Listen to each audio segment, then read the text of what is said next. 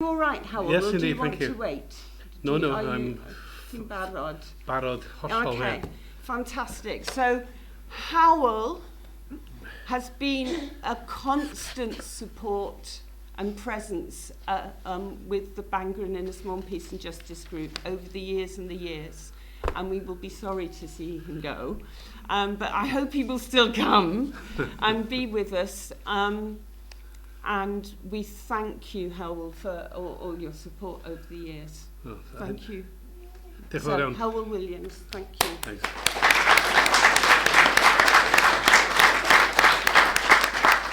Well, given my stance politically over the last number of years, I could do no other but support the campaign, of course. And it's a very grim day today. I was listening to the news before I left, and the news from Gaza is appalling, with the attacks on the main hospital, for example. And we know what has happened. They're running out of fuel, they're running out of water. Specifically, the main hospital, as I understand, has run out of fuel today to power, for example, the incubators and all the other equipment that they have there. So it's a terrible day, but a good day for us to be here. A mae o, wrth gwrs, yn ddwrnod y Cadoediad heddiw yma, yr 11 diwrnod ar 11 mis. Ac mae'n briodol iawn bod ni'n cyfarfod yma i alw am Cadoediad.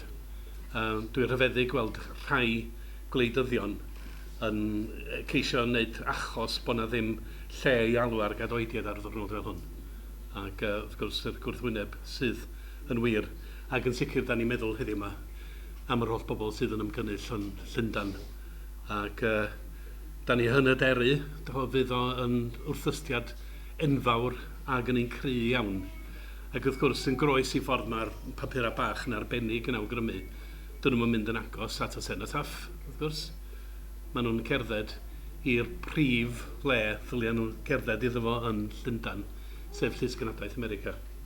Oherwydd fydda'r rhyfel yma ddim yn barod, ddim yn medru parhau heb gynhaliaeth mae Israel yn ei gael gan America. Felly dyna'r union beth ddylia nhw fod yn wneud.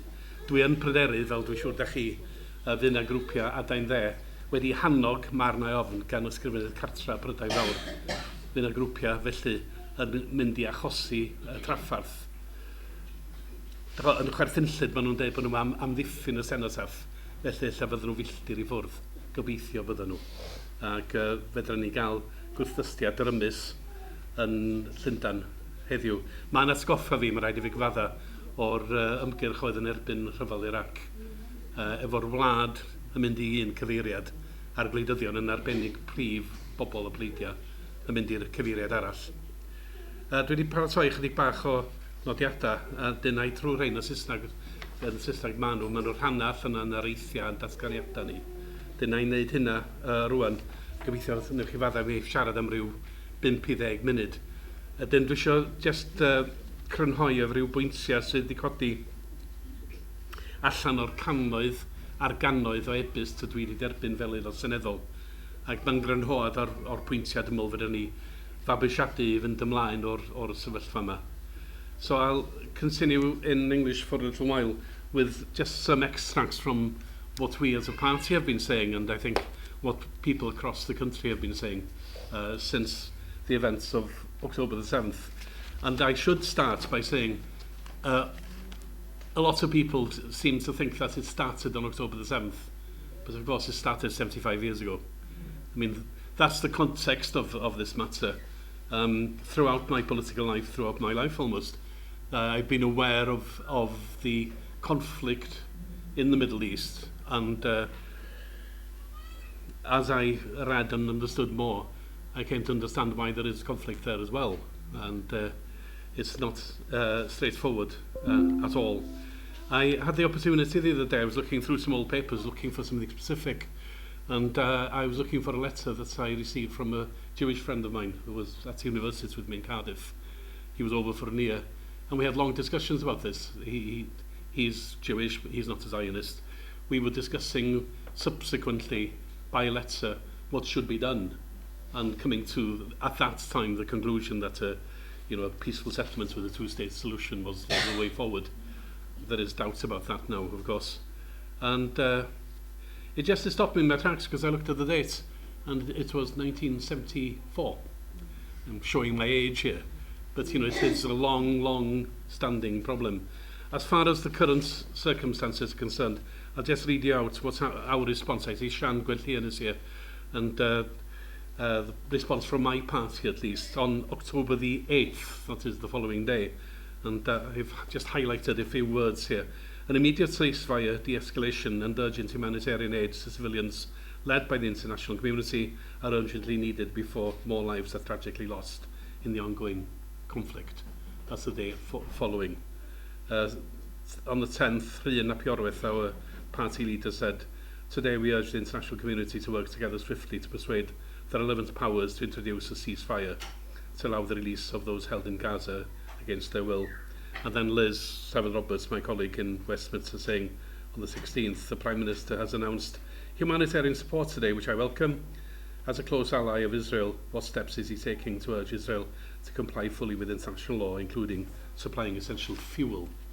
So we have taken the opportunity in Westminster to question ministers, including the Prime Minister and the Foreign Secretary.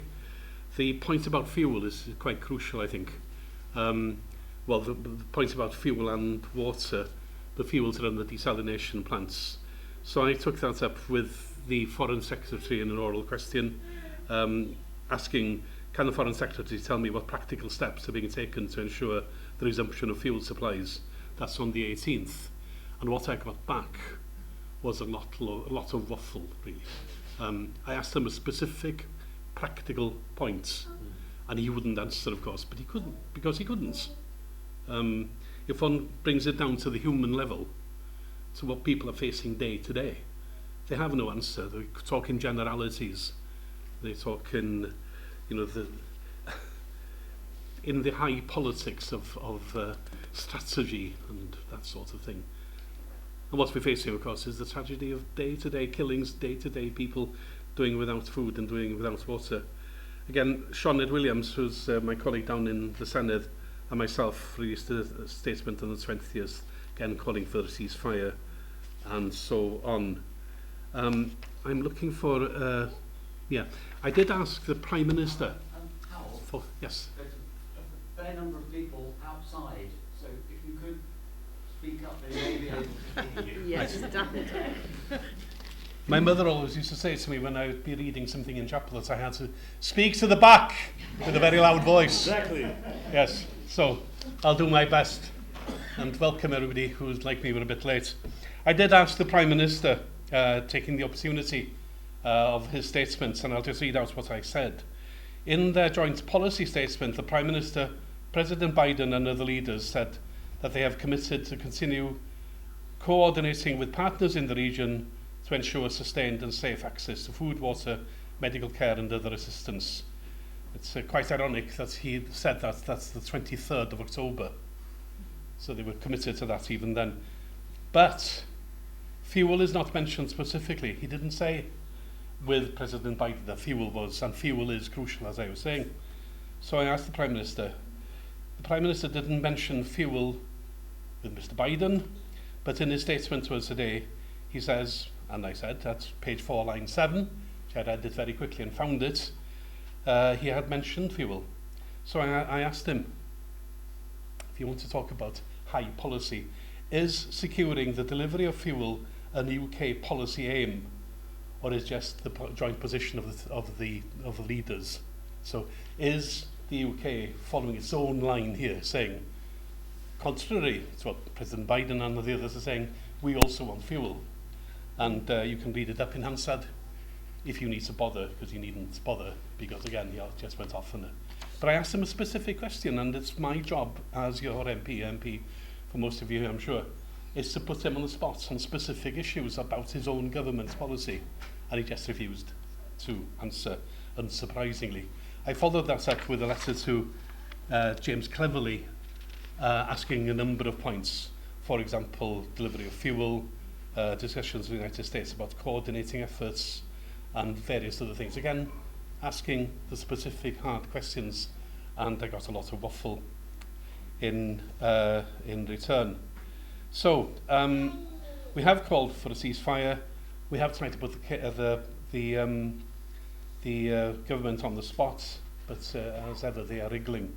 Now, just to be slightly more hopeful, then I'll shut up, but next week, the SNP, with our support, have put down an amendment to the King's speech. So, usually with the King's speech, the penultimate day, the main opposition puts a motion down disagreeing and saying, we want to see more or less of this, that or the other, depending on what they want. The third party, which is now the SNP, unusually have put down an amendment without support and the support of others, and we understand that the Speaker is going to allow us a vote on this. So the amendments, and I'll just read out the main points here. It says, regret that the speech doesn't include measures that would require the governments to uphold international law and protect all civilians in Israel and Palestine. Secondly, unequivocally condemn the horrific killings by Hamas and taking of hostages. Thirdly, reaffirm that there must be an end to the collective punishments of the Palestinian people. Fourthly, calls for the urgent release of all hostages and end to the siege. And fifthly, notes the growing calls for an immediate ceasefire from the United Nations and its agencies, and calls for a ceasefire. Now, I don't think any reasonable person could disagree with that. They're comprehensive, cover all points, and they have been written in a way to make it difficult for people to disagree. Sorry, that's the dark arts of politics, as it were. You know, you make it easier for them to agree with you. But unfortunately, I think we are going to see a great deal of disagreements. The government will vote against us. The crucial question, I think, is what the Labour Party will do.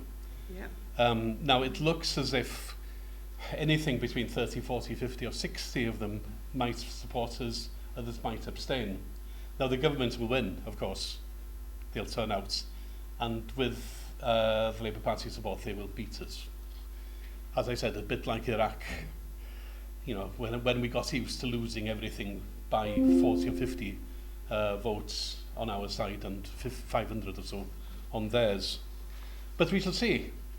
It does allow the opportunity for people who feel uneasy or unhappy or wish to make their voices heard within both the opposition and the government party. Here is their opportunity, so we shall see. That will probably be on Tuesday. Okay. I've had a look at who's supporting, who's not. And it's interesting to see that there are conspicuous people within the Labour Party who are supporting at least the early day motion that we put down to go along with this. Richard Birkin has put down. People like Liam Byrne, you know, who's a substantial figure. John Cruddus, great thinker within the Labour Party.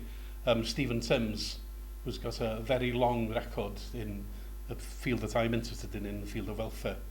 And he's signed the early day motion, as has, interestingly, the father of the house, the person who's been there longest. That is Sir, and he is a Sir, Peter Bottomley, and he is a Conservative.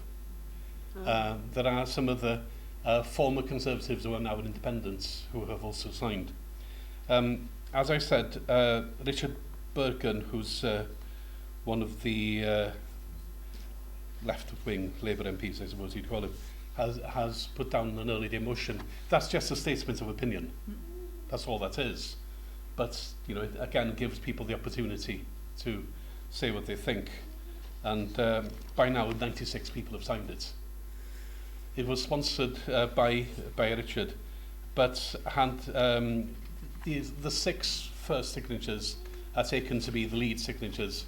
And this time it was Liz Saville-Roberts, Caroline Lucas from the Green Party, Claire Hanna from the SDLP, Christopher Stevens from the SNP, though I think possibly not officially, and Kenny McNamee, who's from the Alaba Party.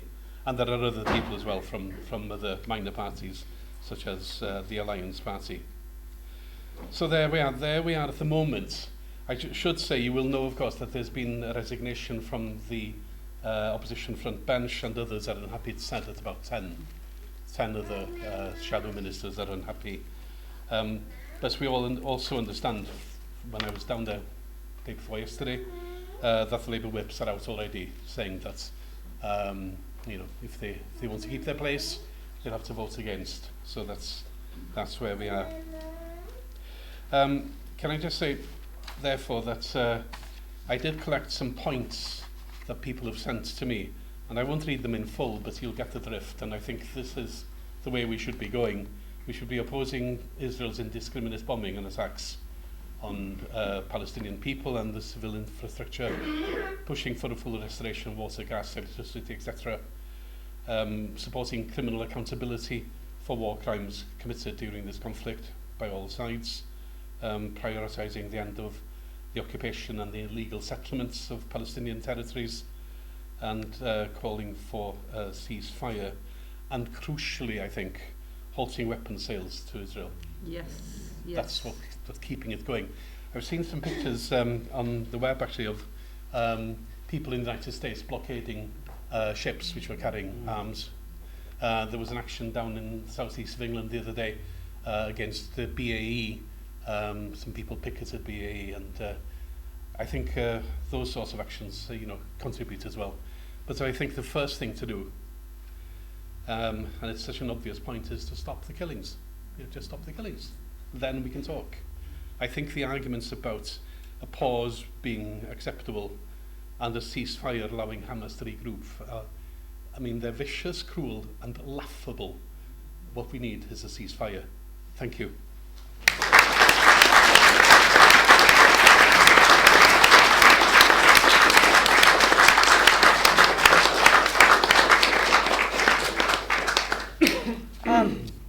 Diolch yn fawr, Hal. Thank you very much indeed. The point about the fuel and the water and the food, that's just going to wipe people out quicker than anything, isn't it? That's the thing. And we don't talk about that enough, do we? And with obviously the attacks on the hospital now and the stories coming out of the hospitals are just horrific. It's just the awareness that you cut off people's main supply of being able to live, and that's what scares me. That the amount of lives that will be affected, just right across the board. And all at the same time, and we're not ready for that. There's only a few lorries going in now, aren't there? There used to be 500 a day, and I think we've had that number all together about so far.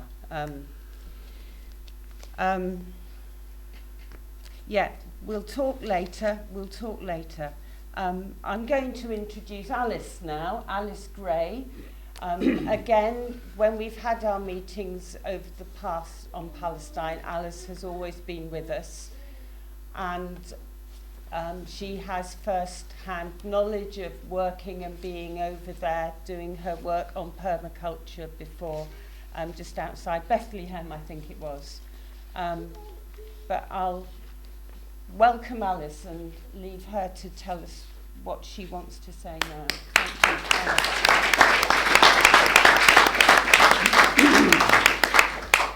So, Borodar Pal, can you hear me at the back? Okay, good. I will, try not to yell in a way that is annoying to people in the front, but hopefully, just wave if you don't hear me. So, I have some first-hand experience of living in Palestine. So, I was a student in Bangor, 20 years ago, and I met Linda and the other people in the Bangor Peace and Justice group during that time when we were active in opposing the Iraq war. But during that time also, I think it was a period of, I would say, political enlightenment for me. So I was studying ecology at Bangor, but I quit my PhD and decided to move to Palestine, more or less because I felt so strongly against the Iraq war, and I started to learn during that time about the occupation in Palestine, and to understand how complicit the British government has always been, first in creating the situation there, and secondly in upholding it. Okay, so my job, like when I was first in Palestine, was as an environmental consultant with the Applied Research Institute of Jerusalem. So it was to document the impact of the Israeli occupation on the Palestinian people and the environment, and to advise aid agencies on what to do. So the Applied Research Institute of Jerusalem holds a lot of information about the impact of the occupation on the environment, in particular in Palestine, and also to look at, to be honest, the total failure of international aid during and after Oslo, and the total failure of the Oslo process, and also the total injustice of the Oslo Agreement itself, and what a terrible and useless agreement it was, and how it hadn't actually produced any possibility for a viable Palestinian state, right? It was a flawed agreement in the first place, even if it had been implemented, which it has not been implemented, as we're all well aware, like Oslo fell apart. So what I kind of wanted to do here today is maybe to give a bit more context, and I'm sorry it's like such depressing news, about the situation in Palestine, and how, well, effectively, like how Israel's government, with the help of their international allies, because you can bet if I have this information, our government have this information, have driven effectively like an intolerable situation of de-development in Palestine, like leading to what we would call a slow genocide, even without these bombings, okay?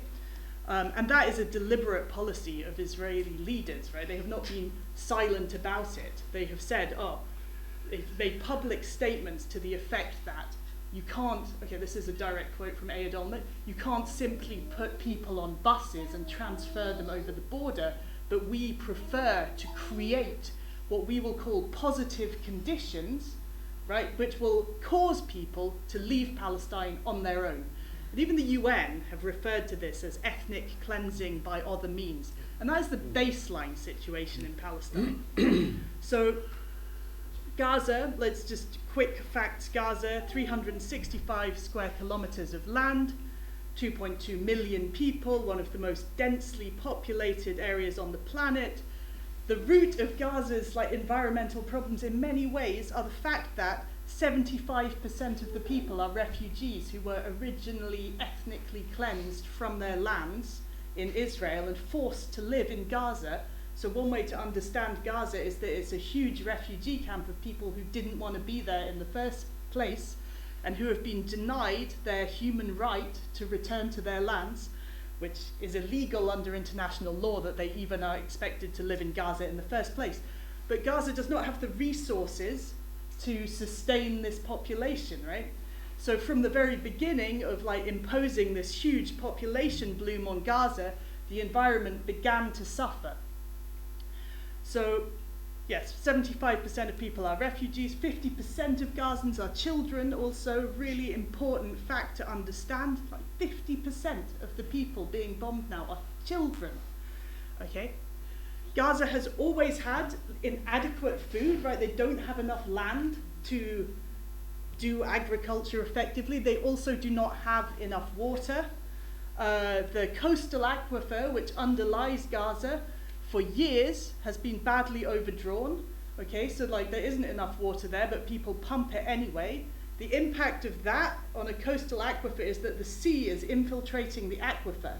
So there isn't, like, it's all being salinized, the water, and in addition to that, there is no sewage treatment in Gaza because development has been blocked, right? Everyone knows that these problems are happening, but you cannot do anything about them. That's the sad truth. So the sewage treatment is completely ineffective, which means the sewage is like soaking through the ground into the drinking water. It's not safe water, okay? In addition to that, like Gaza didn't have a lot of like agricultural land, but much of the agricultural land they had is all along the border with Israel. Israel imposed on them a buffer zone of like 1 kilometer into their land, which, you know, Gaza is like 9 kilometers wide, so it's a lot, and like 40 kilometers long. It's taking a huge amount of the agricultural land, All the trees were uprooted, it was razed, a curfew was imposed there to say, if you're on your land after like 4 p.m. in the afternoon, we will shoot you. A lot of farmers were shot going to their land, and also the access to fishing was blocked. Okay, so they can only fish 3 nautical miles from the coast. We know the history of Gaza. We know that, in 1948, the population tripled because of the refugees who were driven there.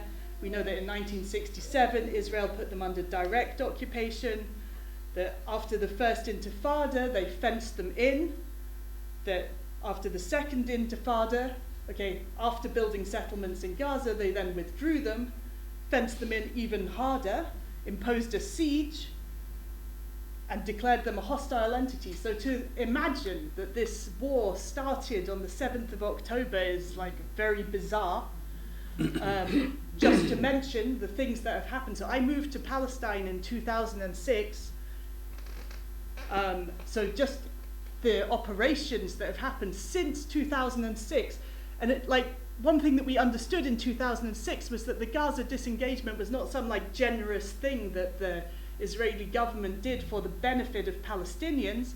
It was something that they did as a military strategic action so that they could, one, consolidate and escalate settlements in the West Bank, but also so that they would be able to carry out military operations in Gaza without endangering the lives of their settlers. So I'm just going to read out the military operations that have happened in Gaza since the disengagement.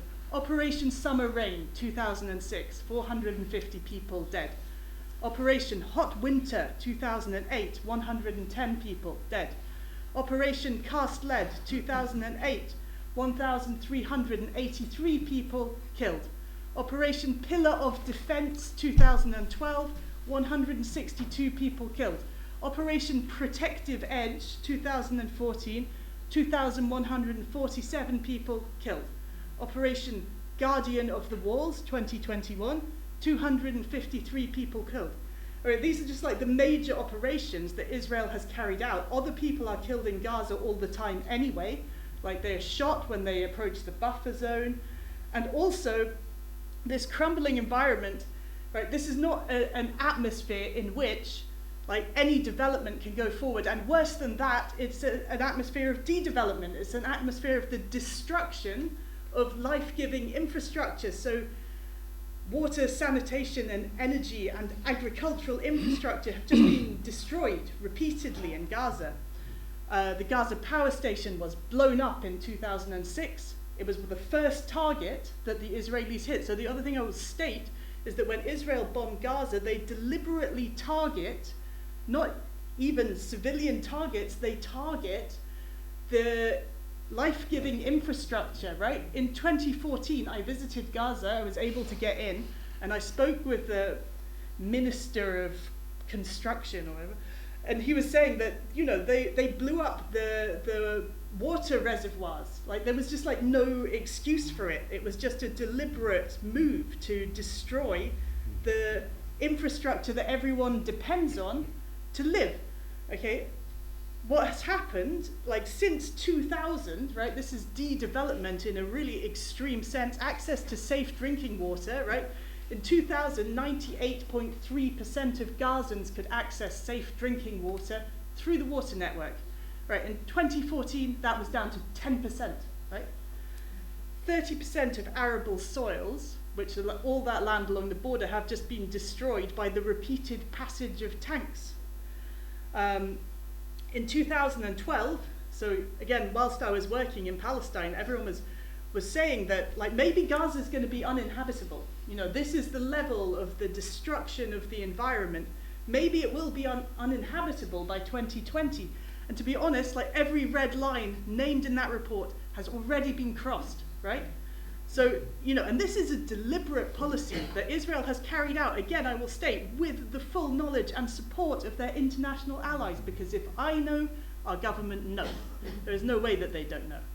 So they collude continuously in perpetuating this situation.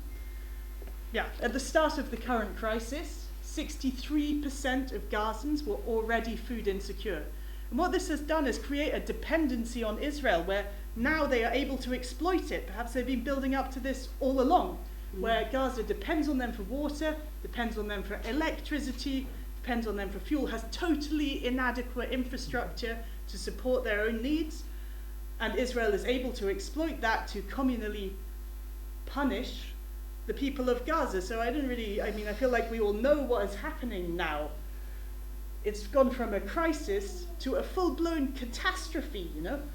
And like every time there is a bombing, right, the number of people killed is the headline number. The number of people like maimed permanently for the rest of their life is barely mentioned, but so many people lost limbs, you know, were never able to recover. It's incredible that the hospitals have been attacked now. There's like 24,000 people in a critical condition, and the hospitals don't have any fuel. You know, it is a genocide, like really. You know, this is what is happening.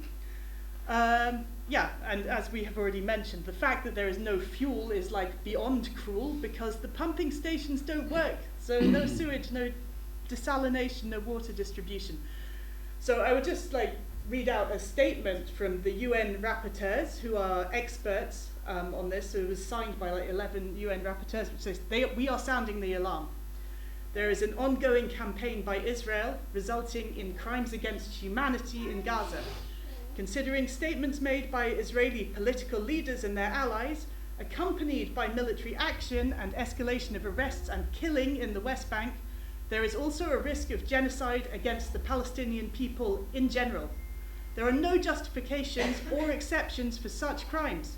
We are appalled by the inaction of the international community in the face of belligerent warmongering. And so, you know, this, like, the severity of the situation cannot really be overemphasized. And yeah, I think that we need, although, okay, so this is something that in the aid community has been a concern to us for a long time, was that the kind of aid that Gaza received was moving from kind of what we call like food security and livelihoods, like long-term kind of looking to the future aid, to emergency aid, right? That's been happening for a long time. The trouble with emergency aid, yes, it saves lives, but it doesn't address any underlying problems. Now, like, we are faced with an emergency, and there's no doubt that aid has to be emergency aid, and yet the question remains, what next for Gaza? Like, what next? You know, like, the ceasefire is like really important, it's imperative, but there must be an effort in this moment to come with a long-term solution that isn't just leaving people in that crumbling refugee camp with inadequate resources and no future. Half of them are children. What about their future? You know, that is all I was going to say, and I'm sorry, it's so depressing.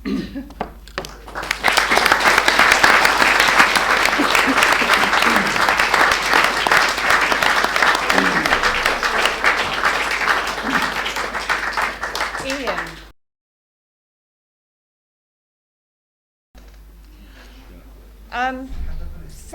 Thanking Alice again for an amazing contribution. Just a few things that occurred listening. On Radio 4, the head of Mossad announced very clearly that Hamas had been fed by Netanyahu to keep them quiet. That was what Mossad said, head of Mossad said. But meanwhile, they had totally disempowered the Palestinian Authority in order to be able to say, we don't have a partner for peace. We don't have a partner for peace. So, and that was clear as anything a couple of weeks ago on the radio. What's happening today, and maybe you know a bit more about this, Arab countries meeting and movements forward about that. I'm interested that the fact there hasn't been action yet against Israel continuously astounds me, actually. The rights of the child they're looking at the moment in the UN, aren't they, which is another should be powerful tool, and we'll be looking after the break at Craig Machaiber and what he was saying about the role of the UN. And all this speaks to the massive gap between our government and people, doesn't it? Right the way through, and this is what friends of mine are speaking to me about all the time. And what we do about that gap is the question for us. On that note, I'd like to introduce Ben Alofs now, again, who has always been with us during our meetings to help give an analysis of what's happening, ongoing and changingly. And we thank you, Ben, for all your support too.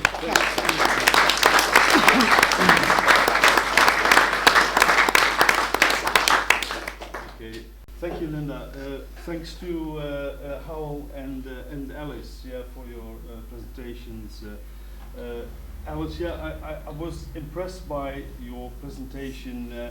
Also, the list of Israeli military operations you mentioned. One of them I missed, which was maybe you can remember the 2018-2019 March of Return protest. Yes. Maybe people can remember them here, where this was when people tried peacefully to exert the right of return. Yes, so by demonstrating at the fence. Yes, and what happened was during many months, these protests. They were responded to by the Israeli forces by sniping at unarmed protesters. I think killing in a whole about 261 people, but countless others they were shot in their knee and ankle joints, resulting in lifelong disability. I think many people in Israel tended to ignore these things. They do as if they act as if it's not happening. They live in a sort of denial about what is going on just a few kilometers away from them, which is so frustrating. Yes. The Gaza Strip for me is a very personal thing. I worked with my wife Pauline in Ahle Arab Hospital in 1990 for 6 months. So we know that hospital very well. And when it was bombed a couple of weeks ago, we could try to imagine the horror of all these people sheltering in the courtyard, being hit by this missile. So I want to try and put things into a bit more context, indeed, because as you already said, it didn't start on the 7th of October. There was so much went before this. So, but what happened on the 7th of October is what Rashid Cadoediad, the Palestinian historian, calls a paradigm shift. Yes, go to the next slide. See, this is Netanyahu, Prime Minister of Israel, in September at the UN General Assembly, presenting his vision of the new Middle East. So he presents here Israel, meaning you don't see any occupied territories here, but Israel as a central hub in an economic axis extending from Modi's India all the way to the Arab Gulf, Saudi Arabia, to Israel, into Europe. Yeah, so this is going to be the new Middle East. Yes, but of course the reality on the ground is completely different. See, the Gaza Strip, which has been occupied by Israel since 1967. has become an open-air prison in effect since 2005, 2006, and so Israel built this very sophisticated fence between the Strip and Israel within the 1949 armistice line, which is bristling with all kinds of electronics and cameras and automated machine guns, you know, that can be worked from afar. Can I have the next slide? And a few kilometers away, we have the West Bank, yes, which is also part of the territories Israel occupied and has been ruling since 1967. Next slide.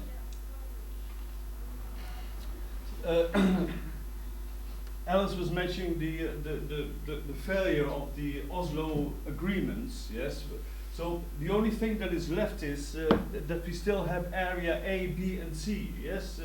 Area A in which the Palestinian Authority supposedly has full control, but you can see that Jenin, which lies in Area A, is last week had an Israeli airstrike, yes. So Israel goes where it wants. The lighter green area is Area B, where the Palestinian Authority and Israel have joint control, and then the white areas is Area C, and the purple dots and squares, these are all colonies and outposts, yes, Israeli outposts, which are all illegal under international law. So it has become, in effect, completely impossible to create an independent Palestinian state here. These are because of all the facts that have been happening on the ground. Yes. Next slide. So the status quo on the 6th of October was like this. We had the Palestinian Authority in the West Bank, which is actually not much more than an Israeli subcontractor for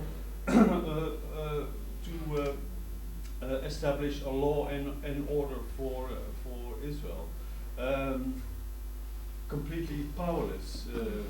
And then in Gaza we have Hamas. The Hamas movement, which has governed the Gaza Strip since 2006-7, and is still in control there. But the overall situation in the occupied territories is one of what Amnesty International, B'Tselem, Human Rights Watch called a state of apartheid. Yes, and I don't want to spend any more time explaining what the system entails, but it is that is the situation right now. And in the West Bank, since the latest extreme right-wing government has come to power, we see a stepped-up colonization, particularly in Area C. Yes, particularly in the South Hebron hills, where Palestinian communities are simply driven now from their lands. You know, the settlers, they barge in there with with their herds, and they no longer use the law to disenfranchise, dispossess Palestinian farmers bit by bit. You know, they just do it by open force now. So it's and this has been since 7th of October. It has been stepped up. I mean, in the West Bank alone, I think something like 160 Palestinians have been killed. Yes. So this whole process of ethnic cleansing is being stepped up. But what's one of the main reasons why Hamas said it carried out the attack of the 7th of October was the stepped up encroachments on the noble sanctuary, yes, the Al-Aqsa Mosque, where fundamentalist Jewish organizations are trying bit by bit to take over the whole place. Yes, and that is not a figment of the imagination. It is something that is happening. Yes, and Palestinians who have been living there for all these years, they know the Israelis very well. Everything goes step by step. Yes. So this is one of the reasons why Hamas carried out its attack. The other thing was that the Saudis, Saudi Arabian leader Mohammed bin Salman, he was in the process of making a normalization accord with Israel. Yeah, if things would have stayed as they are, it would not have taken long before this would have happened, and this would have then be presented by Netanyahu as a big victory. You know, this whole new Middle East. Yes, and the message to the Palestinians was, you don't matter. You don't matter at all. So this is also one of the reasons why Hamas carried out this attack. Yeah, and of course we then have the Western governments, UK, EU, but most of all the USA, who just stand by while the facts are being created on the ground. Yeah, which have made a two-state solution impossible. Yes, and they are just paying lip service. Yes.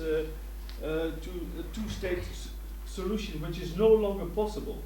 I mean, Craig Mughaiber, the UN official, says, I mean, people in the halls around the meeting hall, they say it is a joke, you know, to talk about a two-state solution. It doesn't mean anything. It's just ritual. Yeah. Next one, please. So this is the whole context, you know, in which the Palestinians have no political horizon at all. So Alice described very well this situation of systematic de-development over the past decades, particularly in the Gaza Strip. Yes. So what we have here, what we had on the 7th of October was a volcano that erupted, a pressure cooker that the top blew up the pressure cooker. Yes. So Hamas, and it was completely out of the blue. I'm a news junkie. I follow the news every day. There, I was really completely surprised, you know, and of course so were the Israeli intelligence services and army. So they breached the perimeter wall as if it was nothing. Yes, so they taken out all these sophisticated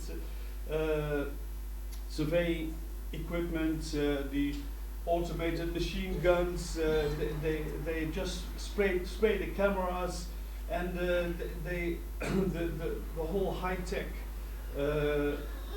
surveillance was made a fool, actually. Yes, so they breached the perimeter wall and then overran a number of military bases. Yes, the headquarters of the Southern Command. The Eris Crosspoint, which is a very large building, it was completely overrun by Hamas, and one of the Israeli commanders there was so desperate that he had to order in airstrikes to bomb his own buildings in order to try and dislodge the forces. But yeah, it went so easy for Hamas that a lot of people broke out, and in the chaos, hundreds of people were killed. Yes, and hundreds of people were taken prisoner, or soldiers were taken prisoner. Hundreds of civilians were taken hostage. Yes, so I won't discuss right now the issues of international law, but this is what happened. Yes, next please. Yeah. So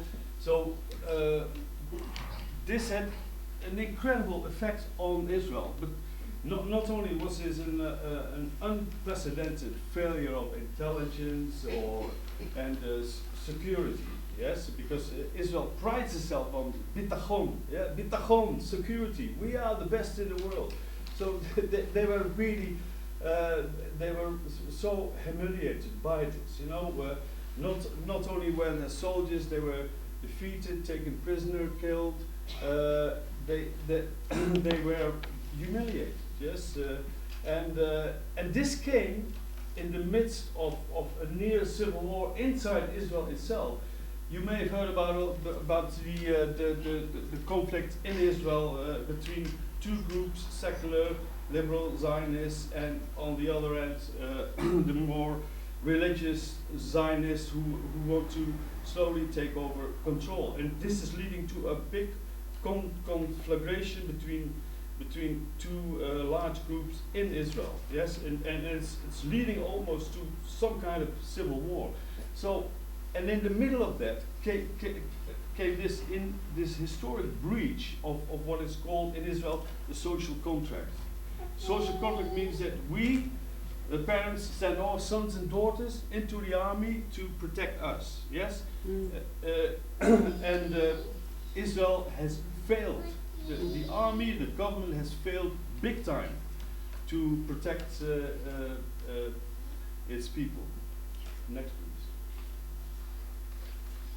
So, what the Israeli response after the shock was indeed to step up its Hasbara propaganda efforts, yes, and to portray the Hamas movement as nothing else but ISIS, yeah. And of course, ISIS. If you have ISIS, you have irrational killers, you know, who kill just for the fun of it, yes. So and of course, it obtained the green light from the USA and from the UK, EU governments to self-defense, yes. And all these governments traveled to Israel to proclaim Israel's right to self-defense. What is this right to self-defense? And so, in effect, what Israel did was indeed bomb the whole place to smithereens. Yeah, this is what Israel's form of self-defense is. It's called the Cadoediad doctrine, yeah, or the conceptia. As it's called in Hebrew, and it's based on the application of force, violence to keep the natives subjected, yeah, supported with widespread Israeli diplomacy and Hasbara efforts. Yes. Now, what is happening now in the Gaza Strip is an unprecedented form of the Cadoediad doctrine.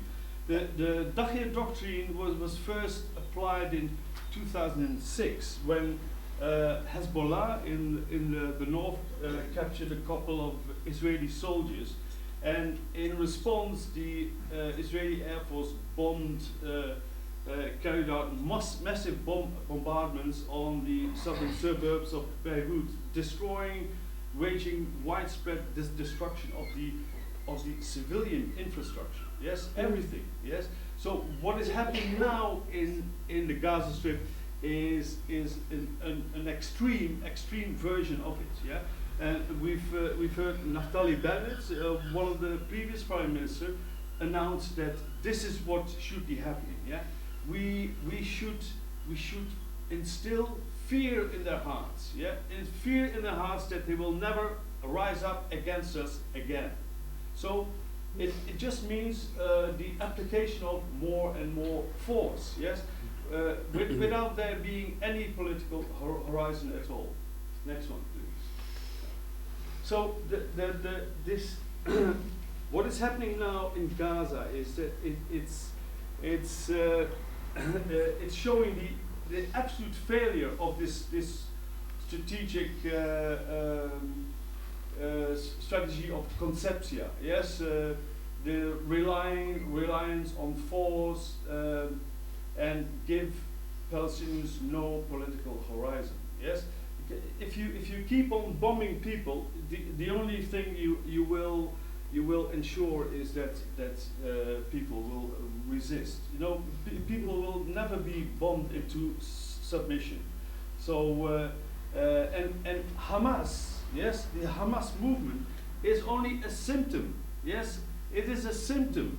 Yes, resistance. Yes, you see, if you live as a Gazawi in the Gaza Strip for 20 years, wake up every day to do this form of humiliation. You know, if you as a sick person, yes, you need chemotherapy in an Israeli hospital, and you apply for a permit, and you are told, oh yes, you can have your chemotherapy, but you have to be thrown informer, and if you refuse, you can forget about your chemotherapy. This is Israeli morality, yes. So Hamas is just a symptom, yes, and Hamas is not ISIS. Hamas is much more. Whatever people think of Hamas, yes, it is certainly not ISIS. Yes, it is the Islamic resistance movement. Yes, in its early days in 2005, 2006, when it won widespread, when it won a big election victory, it showed responsibility. That it could take on governments. You know, it is not the military part of Hamas is only one branch.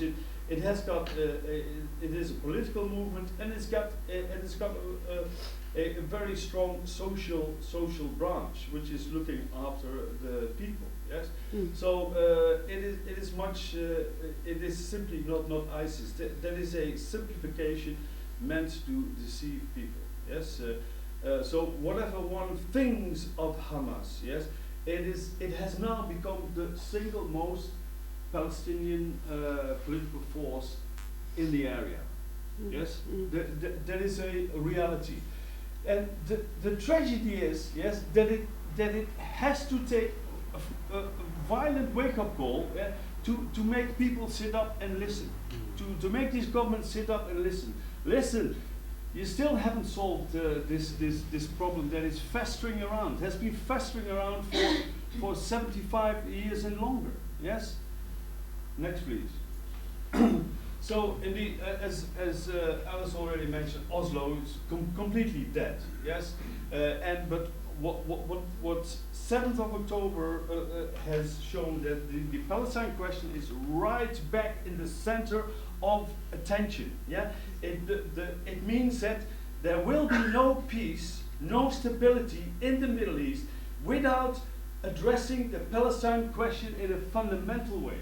Yes, in a fundamental way. Yeah, and the Americans are now learning. Yeah, or maybe they knew all along that Israel, far from being their useful ally in the Middle East, is objectively beginning or already harming its own geostrategic interests in the Middle East. See, Biden needs a stable Middle East because he has already got a lot on his plate in Ukraine, and he needs to. He is facing up to China, yeah, the big global superpower, yes, which is threatening to take over. So the last thing the Americans need is stability and more war in the Middle East. And I think what has happened now, maybe it has finally woken up the Americans and said, yes, we need to do something about this. Yes, what will happen? I mean, I don't know. See, it is so difficult to say. What is sure, what is clear is that Israel, it has no plan for the day after. Yeah, because it was Netanyahu's policy forever to play the Palestinian Authority against Hamas, divide and rule. Yeah, and tell the world, see, we have no one to talk to. They are fighting amongst themselves. We have no one to talk to. Yeah. So this whole charade is now being exposed. Because there is no political horizon. Yeah. Next, please. So the only way you can create some form of stability and peace in the Middle East is to address the Palestinian question in a fundamental way. And I think the Arab regimes, yes, that have made the so-called Abraham Accords with Israel, they do realize that, because it was the regimes, the top, that made the agreement with Israel, not the popular base. The popular base, they sympathize with Palestine, with the Palestinian people. Yes. So how are things going to move forward? No, we rationally you would say, okay, the USA and its allies, UK, the EU, yes, will have to impose on Israel, yeah, by force a political solution. Yes, but if this will happen, this is far from sure. So one more thing, yeah. Who are the Palestinians? I mean, the Americans say, "Oh, we are eradicating Hamas now, and then we will talk to the Palestinians." Yeah, but which Palestinians? The Palestinian Authority, which has been delegitimized. There haven't been elections since donkey's years. Yes, who represents the Palestinians? Yes, and one thing is sure. Yes, Hamas has become a big, important political factor. Yes, you cannot, you may not like Hamas. Yeah, you may be opposed to it, but it's a reality. Hamas is part of the Palestinian society, as is Fatah and the Palestine Liberation, the Popular Front for the Liberation of Palestine, the Democratic Front, and Al-Mubadara, and loads of other organizations. And it's up to the Palestinians, yeah, to decide who will represent us. And the way to do it, of course, is by elections. But in this current situation, yeah, thinking about elections is not proper. Yes, but what at least the Palestinians should do and can do is to try and present a united front, meaning Palestinian Authority and Hamas must bring out some kind of unified strategy. Can we pick up that point when we come back, Ben? Yeah. Is that all right? Yeah. Have you got I think one more. So yes, yeah. as Howell and has already said, I mean the absolute priority right now is to stop this slaughter. It is really. I've worked in dire circumstances, but this is just incredible. You know. So indeed, we must get this ceasefire, and we have to win over public opinion. And I think, judging from the mass demonstrations all over the globe, you know, the civil society are pushing up and telling their governments, enough is enough. Yeah. So I think that's the last one. Yeah. So yeah, this is after the ceasefire. But I mean, to think about that now is. I would like to look after. Maybe If we have our break, if we keep that. Okay. Because I think where we go is what we've got to what we've got to pick up. Yeah. Well, if we take a break now, everyone, there are loos at the back. Thank you, Ben.